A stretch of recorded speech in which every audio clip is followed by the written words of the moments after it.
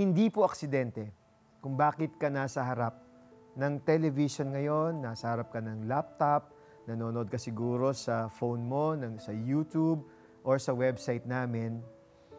Let me tell you this. This is your divine appointment with the Lord. At ngayong oras na to, this is the moment that God can start to move in your life. Maaring tingin mo wala nang saysay ang iyong buhay. Maaring ngayon sa tingin mo wala ka ng pag-asa. Maaring sa tingin mo ngayon walang nagmamahal sa iyo, kaibigan. May nagmamahal sa iyo at hindi ka nag-iisa. Mahal na mahal ka ng Diyos. Kaya kung tingin mo meron ka pang pag-asa, meron ka pang isang tsansa, eto yon. God is giving you a chance to live life. Don't give up because God is not giving up on you.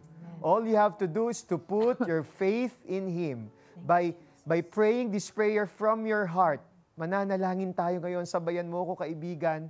Aming Diyos Ama sa langit, patawarin niyo po ako sa mga kasalanang aking nagawa sa iyo, sa aking mga magulang, kapatid, mga tao, Panginoon.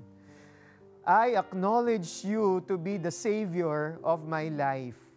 I accept you, Jesus Christ, to be my Savior today, right now. I accept the free gift of salvation. I accept forgiveness.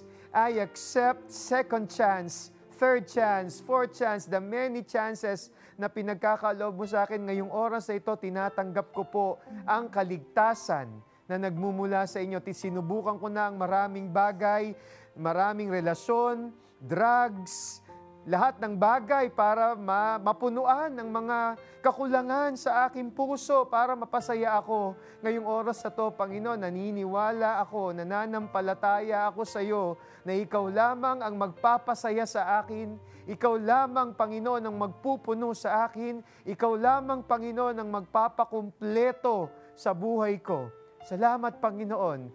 Sa oras na ito, ako'y nananampalataya sa iyo. Tinatanggap kita, Jesucristo, bilang aking tagapagligtas sa pangalan ni Jesus.